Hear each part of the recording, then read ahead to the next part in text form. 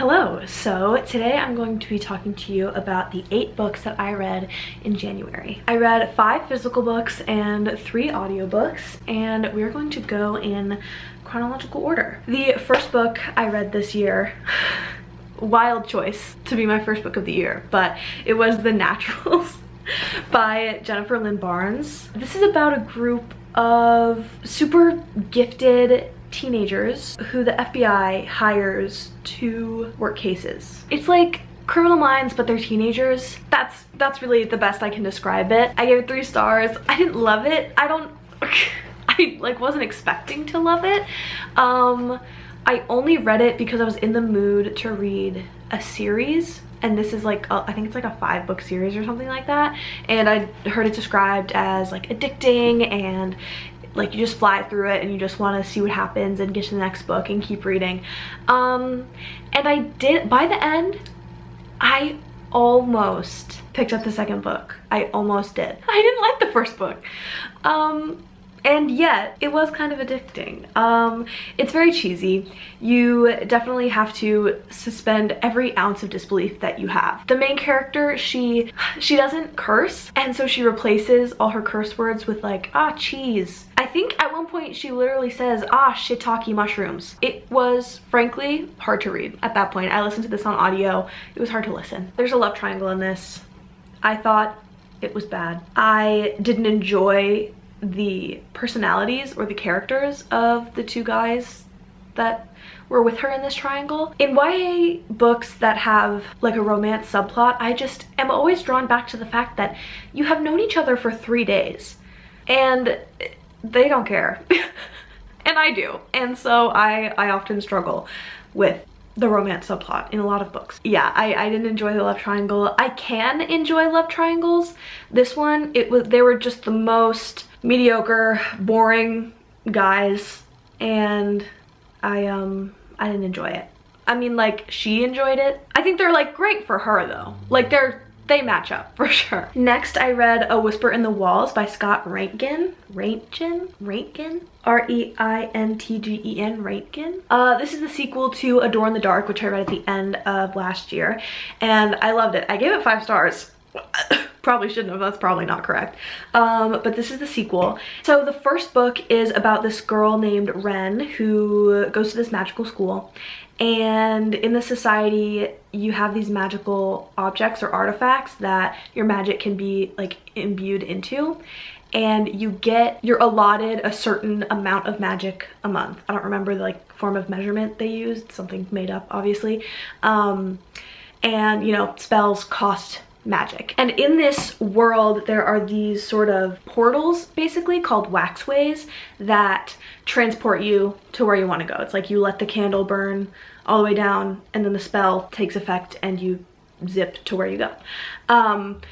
And at the beginning of this book, Wren, her best friend, 2 people that they kind of know, and then 2 people that they hate who are like bad. They're like the rich, mean boys like at the school. They're all in this waxway portal together, and something goes wrong and they end up, instead of in the city like where they're all trying to go, on the top of this mountain in the woods. And when they get there, one of them is dead and they have to try to make their way back home. Meanwhile, they have a limited amount of magic. They have to sort of ration what they have, and to make matters worse, the one that died is now a monster who is chasing them and trying to kill them.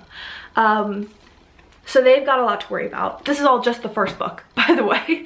This book is definitely about something completely different. The end of the first book, it ends. You know, to that storyline, there's a complete end, but it opens up a new storyline that we follow in the second book. It becomes much more political. The first book is very much, they're trying to survive. They're trying to get back to their city.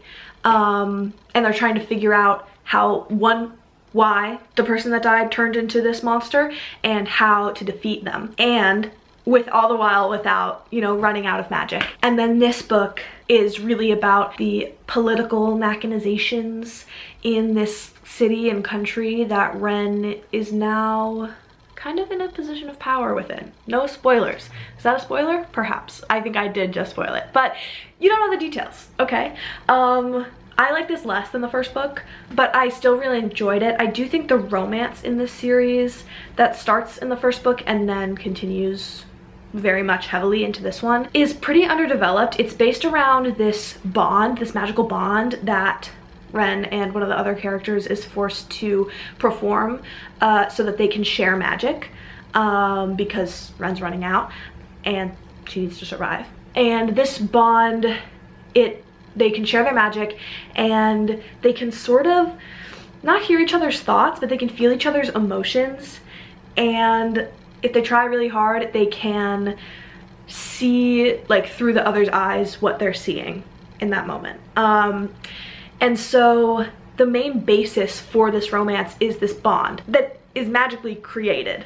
And I don't think that's a good basis for a romance. It's like something else is making them feel these things. That's also how I feel about like, we're fated mates. I don't read books like that, but like any sort of book where it's like, we're soulmates, like this is why we're drawn together. It's like magic, it's part of, and it's like, okay, that's not you. That's not the individual characters wanting to be together and feeling really connected to the other person. It's this separate thing placed onto them that is making them feel this way. And I don't like that as a basis for a romance. I don't think it's like solid enough. Because like you take away their bond, and right now, how I feel right now, just because this romance was developed in not the best way, if you take away their bond, I think like they won't last. Like this, it's not a good, I'm not saying I don't think they're a good match. I think in the third book there definitely is potential for this romance to develop more and better, and I hope it does, because right now it's like they could like not be together and the book would be the same, like the rest of the plot, and I don't want that to be the case. I want the romance subplot to be good. The third book comes out I think February 2nd, so it might be out by now, and I'm excited to read it. I listened to this on audio and I enjoyed that experience, and I think I'm gonna listen to the third one too, because I bought the first two books paperback and I don't want to have to read the third one in hardcover because I already bought these in paperback. So I'm gonna listen to it via audio, hope it's good, and that I didn't buy these two books and then the third one ends up completely fumbling it, and then when the third one comes out in paperback I will buy that. This was good. I gave it 4 stars probably. Why don't I know? I don't know. 4 stars, yes. Enjoyed this. Next, I listened to the audiobook of 5 Broken Blades by my Corland, and I did not enjoy this. I gave this 2 stars. This is a, I was gonna say high fantasy, but it's not. It's just like historical, and there's some magic sometimes. In my mind, if something is like historical and has a little bit of magic in it, I'm like, it's a high fantasy. It's not. It's not a high, like it might continue to be later in the series. I'm not reading those books. No, I'm not. But it's about this group of, what is this even about? It's about this group of 5 people, hence the 5 Broken Blades, except I think there's actually 6 of them because they're each sort of paired up. They each have their own little romance. So there's 6 of them. I don't know why it's called 5 Broken Blades. Whatever. I don't know. I didn't like it. So these 6 people are brought together in order to kill the king. He's a god king, and so it's like said that he can't be killed, and all 6 of these people are brought together. They don't know who has hired them, they don't know who all the other people are, but they are tasked with killing this king, and are given like a lot of money to do so. I like don't know any of the characters' names. I don't. One of them is like a muscle for hire, or like a hitman basically, and then he is paired up with his like romance partner is this girl who is like, she's the best thief ever in the world, ever. And I thought their relationship was really weird because at every single turn he kept saying, he's like 25, he's like, she just seems so young, there's something about her, she's just, she seems like a kid, she just seems so young, but she's so hot. Oh my god, I gotta stop staring at her thighs. Whew, this is gonna be difficult. Oh my gosh. But she just seems so young. I don't get it, she's so young. I'm like, oh my god, if she's so young, why are you so attracted to her? What the hell? I thought it was so weird. And then there's a reveal at the end that makes it all so much worse. So much worse. It makes it worse. I'm gonna spoil it right now. If you don't want to know like a big twist at the end of 5 Broken Blades, stop. It turns out that she's 19. She's been saying she's 24, I'm 24, I'm 24. She's 19. She has this power that helps her thievery, that whenever she, or it's like this like enchanted necklace or something, and whenever she like holds it or rubs it or something, she can stop time, or like seriously slow down time. But every time she does, for however many seconds she slowed down time, she ages that many years, or that many months. And so she's 19, but all this time she has like used this necklace to slow down time so she can steal stuff. It has aged her so she looks 24, and she's 19, and she's engaging in this relationship with this 25-year-old man, and she's seriously lying to him, and I don't think that's cool. Don't talk to me about age gap discourse, okay? I don't want to hear it. I think 19 and 25 is weird. Whoa. I do. And I think it's even weirder that she's lying about it, and I think it's even weirder that it's included in the first place. Oh my gosh, like she can be 24 and like look young, like, oh, like she looks young for her age. That was honestly weird enough because he kept drawing attention to it, okay? If he hadn't drawn any attention to it, if he had said maybe once, she seems so youthful, so something about her, like she has like the effervescence of like a younger person. Sure, great, say that. Don't say she looks young. Something about her, she seems like a kid, honestly. But she's so hot. I couldn't, oh my god, it like that part, weird enough again. But the twist, her being 19, oh my god, I hated it. I hated it a lot. a lot. Okay, I haven't even started talking about the other characters. There's a disgraced prince who is supposed to be dead, who was like sentenced to like death by exile. Except he didn't die, and he is like trying to stay hidden, and then he meets up with this guy who is the royal spy master, and they were like together seriously for a long time. And he finds him and he's like, hey, we gotta do this, we gotta go kill the king. And the king is the prince's brother and is the one who like sentenced him to exile. So the third pair of people is, don't remember their names, but the girl is a poison maiden for this count. I think he's a count. Like one of the royal families basically, and he has this poison school where he trains girls. He doesn't do the training, but it trains girls to become immune to like every poison so that they can go kill the people that he wants dead, just by like, they'll put on like poison lipstick and it won't affect them because they're immune, and like they'll go kiss the person and they'll die. And she is traveling with the count's son, who she hates. She hates him. She thinks he's completely irredeemable. He like has done bad stuff to her, but of course he's in love with her, of course.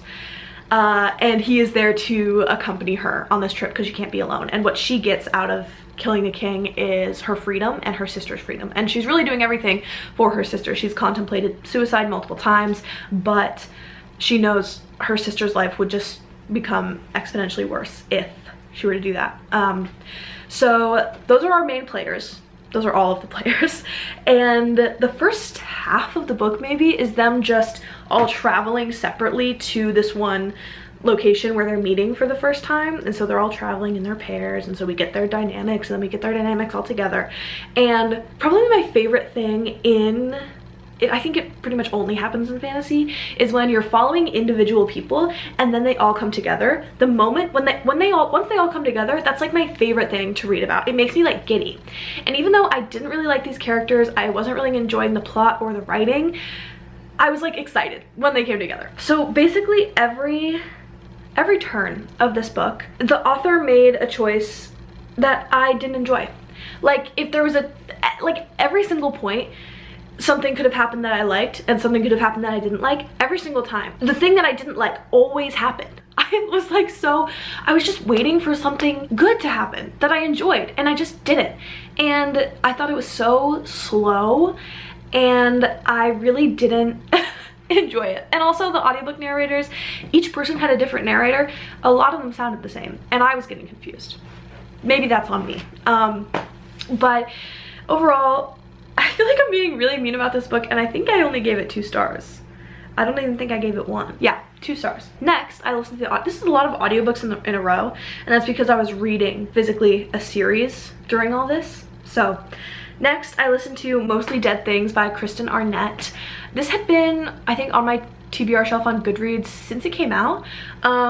It's about this woman whose dad commits suicide, and he owns and operates a taxidermy business, and so she sort of takes over, but her mom starts putting up these pretty sexually graphic displays in the front window of the shop using the taxidermied animals, and so she's like setting them up in sexual positions, and like she puts lingerie on them and puts sex toys in their mouths. And main character Jessa is really upset at this, and she doesn't want her mom to do it. She tries to stop her. Her brother is sort of apathetic. He doesn't really care about anything.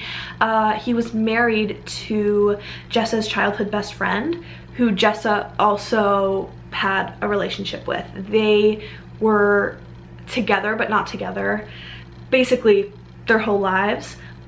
Even once she married Jessa's brother, they, you know, were cheating with each other behind his back the entire time up until she leaves, and then she leaves their 2 children as well. So Jessa and her brother and her mom are sort of taking care of her 2 kids. The older brother is like in his early 20s, but then the daughter is like 8, 10, something like that. And Jessa's mom gets approached by this gallery owner who loves her work, loves the displays she's doing in the window, and invites her to create a show and put it on in this gallery, like through her sculpture.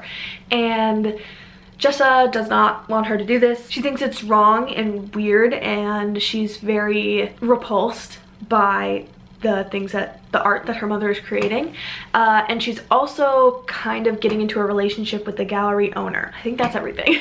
I gave this book 3 stars. I thought it was good. What did I write down? I thought the romance was underdeveloped, and it was underdeveloped, but I also just didn't enjoy the way it was developed.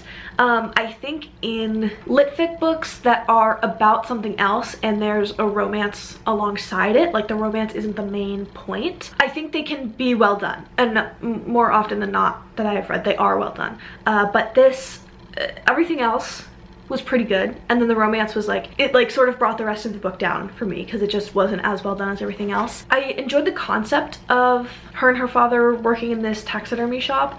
Jessa is also the one who finds her father's body, and that really takes a toll on her, obviously. And the taxidermy itself is used as a metaphor quite a lot, which makes sense.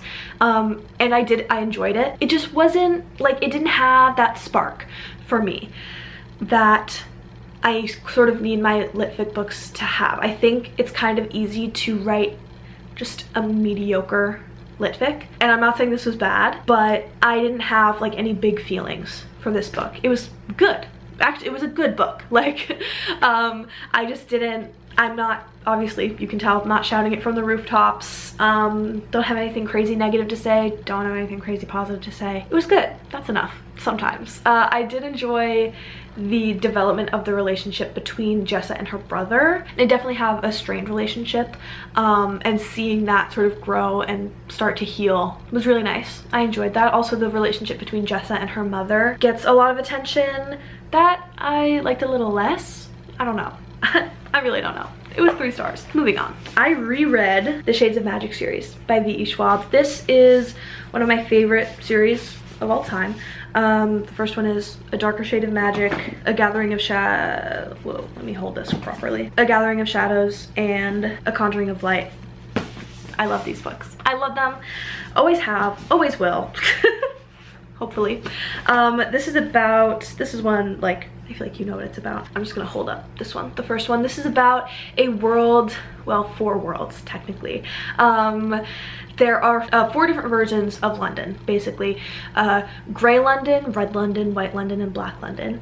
And Kel, our main character, can move between these 4 worlds. Grey London has no magic. Red London has all the magic. It's very prosperous. White London's magic has sort of abandoned it, and it's a very harsh world. And then Black London was completely decimated by magic, and it basically doesn't exist anymore. There's no society there anymore. White London is very resentful towards Red London because Red London made the decision to seal the doors between Red and White so that all of the destruction from Black London leached into White London, basically. And Kel, our main character, is in Ontari, and he can move between these worlds. He lives in the palace with the royal family. He sees the prince as his brother and the king and queen as his adoptive parents, and his job is to send messages between these worlds, correspondence to the king of Grey London and whatever ruler has managed to scrape their way to the throne in White London. And Kel also has this secret side gig that he does where he smuggles objects between the Londons, which is illegal. And one day he is given this object, this magical rock that is made of sort of this dark magic. It's a darker shade of magic.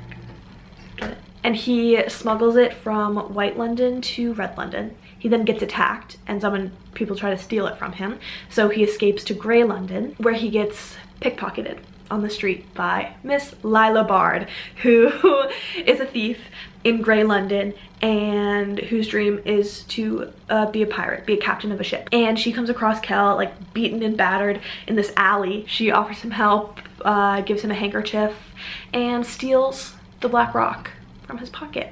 And from there, things get bad. And they end up having to work together to get the stone back to Black London where it belongs so that its magic doesn't take over all of Red London, which is what it's trying to do. I love this book. I love it. I love the series. The second one is mainly based around this magical tournament where some people from Kel and Rye, who's the prince, their pasts return and compete in this competition, which is really fun. Meanwhile, evil is stirring in White London. And the third book is really where things get real bad again, worse than they ever were in the first. No spoilers, obviously, but this series is just, it has my whole heart. I love it. It's 5 stars every time, the whole thing. I was honestly kind of surprised at how often I wanted to pick this up. There are chapters and then there are also sections, and the chapters are pretty short, and so I'd like keep reading these chapters, and then I get to the end of the section and I'd be like, oh, maybe I'll keep reading, and then I get to the end of another section and another section, and I never wanted to put it down, and whenever I wasn't reading it, I wanted to be reading it. So much so that, okay, I never do this. I never listen to audiobooks and read physically at the same time, or listen to an audiobook and then find my place in the physical and take over from there. It confuses me. It's hard for me to switch my brain and get back into it. But literally whenever I wasn't reading this and I had things to do, I was like at work, I would find where I was in the audiobook and pop it in, and I was just consuming the story like all the time. And then I'd get home from work and I'd like get in bed and I'd read it physically, and I just love it. I love it so much. This is my first and favorite still VE Schwab that I've read. I've read a bunch of her stuff, not all of it, but I realized I've been holding the second book instead of the first this whole time. I read most of her stuff, not all of it, but this, out of everything I've read, this series still remains my favorite. I love it. I love it. And then last but not least, I read Folk Songs for Trauma Surgeons by Keith Rosson. I read Fever House and The Devil by Name by Keith Rosson last year. It's a part of the same duology. Loved Fever House, 5-star book, one of my favorites of the year. Did not love The Devil by Name, which was disappointing, and I actually read this for a vlog that'll be coming out sometime in February. So I'm talking about more of my thoughts there, obviously, but this I gave 3 stars, 2.5, rounded up to 3 on Goodreads.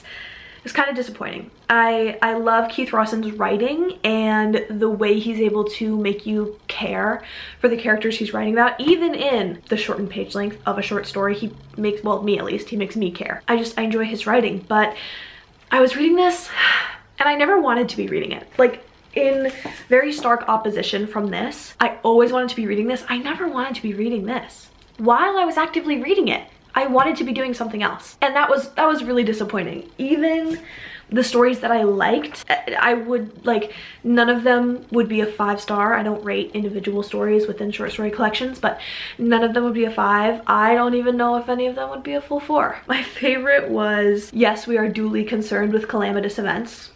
I really like that one. There were some others that I liked, but it just overall was very disappointing for me. I want to read more of his stuff just because his writing and usually the concepts of his plots are really good. Like, a lot of this had potential. Like, I was like, okay, this is a good setup. This is a really cool setup. And then it just didn't deliver, unfortunately. So I want to keep reading from him. I just don't think he thrives in a short story context. I don't know. Anyways, those were the 8 books that I read in January. I will tell you some of my plans for reading in February. I'm gonna have a vlog coming out where I read authors that I'm unsure if I like, that I've had mixed experiences with in the past, which is the reason I read this one. That'll be coming out sometime in February, and then as well as a video where I'm going to attempt to read books published before I was born. We'll see how that goes. I haven't started reading for that yet, but I hope it goes well because I want to read. These are all books that were previously on my TBR, and like really is a way to sort of get through those because there are some that I've had for quite a while. And my heat just kicked back on, so I think that is my cue. Thank you so much for watching. My Goodreads, everything, whatever is linked in the description. And I'll see you next time. Bye!